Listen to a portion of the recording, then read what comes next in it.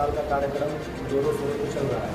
प्रधानमंत्री जी ने 9 सालों में क्या किया, उसके माध्यम से भारतीय जनता पार्टी का एक स्टिकर है और एक पम्फलेट है, जिसको हम सभी हर एक जनता तक दे रहे हैं और बता रहे हैं कि प्रधानमंत्री जी 9 सालों में क्या किए और आगे 2024 में इस देश को मोदी जी को क्यों आवश्यक। प्रधानमंत्री जी का बीमा, स्वास्थ्य बीमा वाला जानते हैं आप, मेडिकल वाला सब जानते हैं आप सभी। लेकिन बीच से जो कश्मीर की मुद्दा था, जो बहुत दिनों से अटका हुआ था, लेकिन वहाँ के लोगों का नेताओं को यह कहना बार बार हुआ करता था कि यह मुद्दा कभी निपट ही नहीं सकता। अगर धारा 370-35 से हटाने का और कोशिश भी की तो वहाँ पे खून की नदियाँ बहेगी। लेकिन आदरणीय प्रधानमंत्री जी की राजनीतिक इच्छा शक्ति के द्वारा, क्योंकि एक व्यक्ति जब ये फैसला ले सकता है जिसकी राजनीतिक इच्छा शक्ति मजबूत हो, और आप पूरा देश ने देखा है कि वहाँ से धारा 370-35 से हटा और आज कश्मीर किस प्रकार विकास हो रहा है, जैसे कि राम मंदिर का आप सभी ने देखा है। तो उस प्रकार हम घर घर तक जाके बता रहे हैं कि 2024 में मोदी जी इसलिए आवश्यकता है।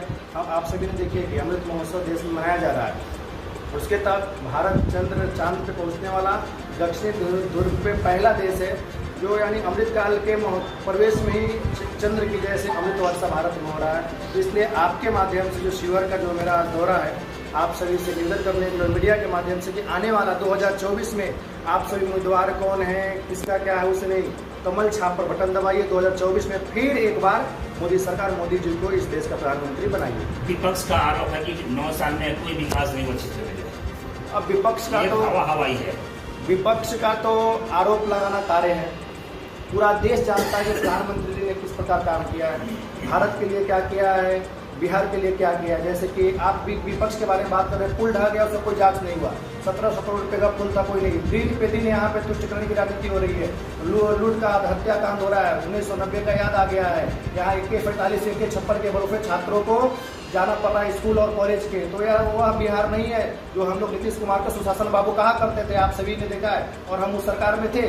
लेकिन जब जब ये तेजस्वी जी के साथ जुड़े हैं, जब जब आरजेडी महागठबंधन की सरकार बना है, तब तब लोगों पे हत्याकांड, अपहरण का एक बीमारी, एक जो पिक्चर अपहरण चला था, उस प्रकार ये बन गया है कि वो एक व्यवसाय खुल गया है। तो विपक्ष का जो आरोप है निराधार है, बिना मतलब कुछ इसका उस पर ज्यादा कुछ बोलना उचित नहीं। अच्छा, अब बिहार में पत्रकार और पुलिस दोनों की लगातार हत्याएं हो रही है।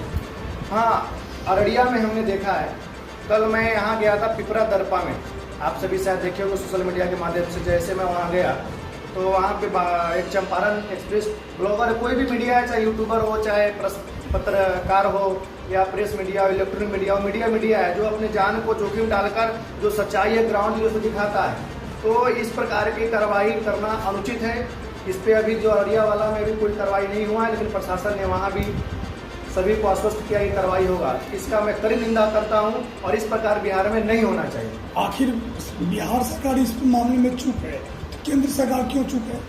देखिए, कानून व्यवस्था, लॉ एंड ऑर्डर बिहार राज्य के अंदर में है, केंद्र के अंदर में नहीं है, क्योंकि ये स्वतंत्र एक राज्य है। अगर केंद्र शासित प्रदेश होता था तो भारत सरकार कुछ कर सकता था। जैसे दिल्ली में आप देखते हैं, दिल्ली का जो है सरकार के अंदर में ही रहता है, तो दिल्ली में जो होता है सरकार को अपना लॉ एंड ऑर्डर फॉलो करता है। बिहार में आपका शिविर क्षेत्र दौरा का मकसद ये है बस भारतीय जनता पार्टी के हर एक कार्यकर्ताओं को पहुंचना, और कार्यकर्ता ही नहीं, जितने लोग हैं जो समाज के प्रविध लोग हैं वो सभी के पास पहुंचना, और जो 9 सालों में जो प्रधानमंत्री जी ने कार्य किया है वो सभी तक पहुंचाना, और 2024 में पुनः मोदी जी को इस देश का प्रधानमंत्री बनाना, फिर एक बार मोदी सरकार। सीहोर वो क्षेत्र में जो आप दौरा कर रहे हैं, कहीं कि चुनाव नजर आपको जोड़ा जा रहा है कि आपकी चुनाव लड़ने की तैयारी में? देखिए, साल भर पहले मैं आपसे मिला भी था, आप सभी से यहाँ पे कानूनी जंग न्यूज के द्वारा एक सम्मान समारोह रखा गया था। तो उस समय मैं पार्टी में नहीं था, तो भावी सांसद के पैसे में मिलता था। हर एक का एक मकसद होता है, लक्ष्य होता है। लेकिन संगठन में आने के बाद आप सभी को पता है वो नहीं रहा, लेकिन संगठन है, जिसको जो टिकट देगा वो तो संगठन का विषय है। लेकिन एक ही लक्ष्य है कि 2024 में पुनः नरेंद्र मोदी जी को इस देश भारत प्रधानमंत्री बनाना। अगर मौका मिलता है आपको तो क्या चुनाव लड़ेंगे आप? अगर संगठन मौका देती है तो बिल्कुल लड़ेंगे। 2024 को चुनाव अगर उसमें पूरी बहुमत सरकार बनेगी भाजपा की, सरकार पूरी बनेगी भाजपा? 2024 में 2014 में 272 था, और 2019 में जब किसी भी ऑफिसर से, किसी भी लोग से पूछते थे आप, तो 200 से ऊपर नहीं जाएगा, 200 को नीचे ही रह जाएगा। 303 हुआ, और आज लिख लीजिए, एक मैं ज्योतिषाचार्य भी हूँ और एक सन्यासी भी हूँ, अखाड़ा परिषद का मैं सदस्य भी हूँ। इसके नाते मैं भविष्यवाणी कर रहा हूँ, अब की बार 350 पार। 2025 में क्या बिहार में चुनाव होगा? क्या भाजपा 24 में तो पहले सुपरा साफ हो जाएगा। 40 के 40 सीट में समझिए कार्य मिल गया। दक्षिण उक्षिण में तो बिहार की जनता, और 25 का तो बात ही मत कीजिए। यह जो सपने में हमेशा मुख्यमंत्री नीतीश कुमार जी प्रधानमंत्री का जो सपना देखते रहते हैं, आपने देखा हुआ 26 दलों का मीटिंग पटना में हुआ। यहाँ से जाने के बाद शरद पवार साहब कहाँ गए? महाराष्ट्र में, और जाते ही घर में पार्टी फूट गया। जो खुद ही 26 दल राजनीतिक दल एक साथ आ तो सकते हैं, लेकिन कभी एक साथ बैठ तो सकते हैं, लेकिन इनका मन कभी मिल सकता नहीं। इसमें 26 के 26 प्रधानमंत्री का कैंडिडेट है, और भारतीय जनता पार्टी जो एनडीए राष्ट्रीय जनतांत्रिक जो गठबंधन है, उसमें एक ही प्रधानमंत्री का उम्मीदवार है, वो भी नरेंद्र मोदी जी। 25 बार पूछा, 25 में सरकार बहुमत बनेगी बिहार में आपकी? 25 में तो बहुमत में बनेगी। अब मुकाबला दिलचस्प हो गया है, इंडिया विस एनडीए, तो किसकी सरकार बनेगी? उस समय बनेगा एनडीए का, इंडिया का नहीं। तो ये बताइए, राहुल गांधी फिर वापस आ गए हैं, क्या नीतीश कुमार पीएम बनेंगे? महाराज, जब कोई आप व्यवसाय करते हैं, कोई दुकानदारी करते हैं ना, जब वो दुकानदारी चौपट हो जाता है तो हम क्या करते हैं, उसका नाम चेंज कर लेते हैं। उसको हम पहले यूपीए था, अभी इंडिया .इंडिया हो गया। तो कोई नाम चेंज करने से किसी का पाप धुल जाए, और जो इतने घोटाले हैं वो अगर खत्म हो जाए, तो ये भारत की जनता अब गुमराह होने वाली नहीं है। उनकी सपना ही सपना रह गया। जितने बार लॉन्च करो, राहुल बाबा तो भाजपा के स्टार प्रचारक है महाराज, वो आ गए, हम लोग खुशी में है कि वो आ गए, और जहाँ जहाँ जाते हैं वो चुनाव आते ही है। अब तो और 2024 में फिर एक बार मैं बोल रहा हूँ, मोदी सरकार बहुमत में आएगा।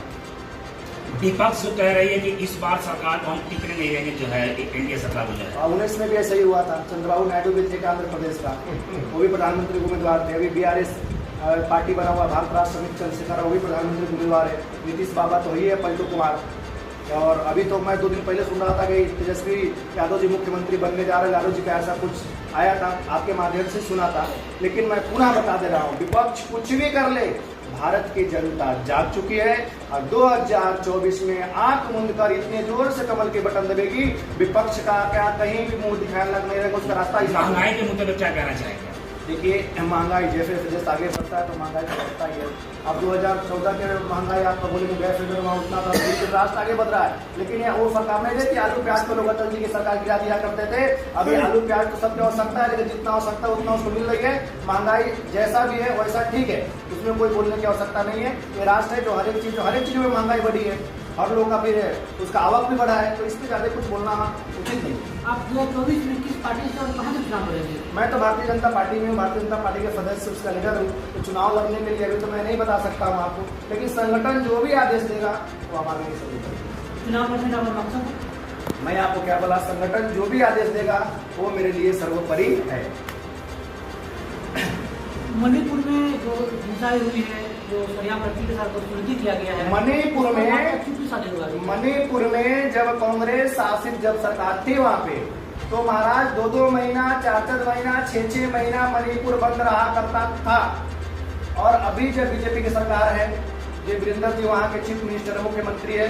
और आपको बता दूं मैं, 29 सितंबर से 11 तारीख को भारत से संत समाज का एक टोली जा रहा है मणिपुर, जिसमें बिहार से मैं भी उसका नेतृत्व कर रहा हूँ। 29 तारीख को हम सभी मणिपुर जा रहे हैं। और जो लड़की का हुआ वो तो घोर निंदा है, वो होना नहीं चाहिए था। लेकिन मणिपुर में हमारे सरकार वहाँ पे शांति बनाने के लिए सबसे बात कर रही है। तो ऐसा इसलिए तो मैं बता रहा हूँ, एक राजनीतिक इच्छा सबके पहले वैज्ञानिक ऑटोमेटिक मर जाया करता था, आत्महत्या कर लेते थे, क्योंकि उसको जो मिलना चाहिए नहीं मिला। तब आपने देखा था इससे पहले जो चंद्रयान 2 जो फेल हुआ था, उस वक्त रोने लगे जब इसरो के वैज्ञानिक प्रधानमंत्री ने उसको गले लगाया कि हारो मत, हारियो नहीं, हिम्मत नहीं हारना चाहिए, हौसला को बुलंद रखना चाहिए। और आज जब चंद्रयान 3 जब लॉन्च हुआ और सफल हुआ, तो आप उस वैज्ञानिक को देख रहे हो कितना खुशी के मतलब यानी आंसू आ गया। ये भारत अमृत काल में पहुंच रहा है, इसलिए 24 में भी देश को मोदी जी की आवश्यकता है।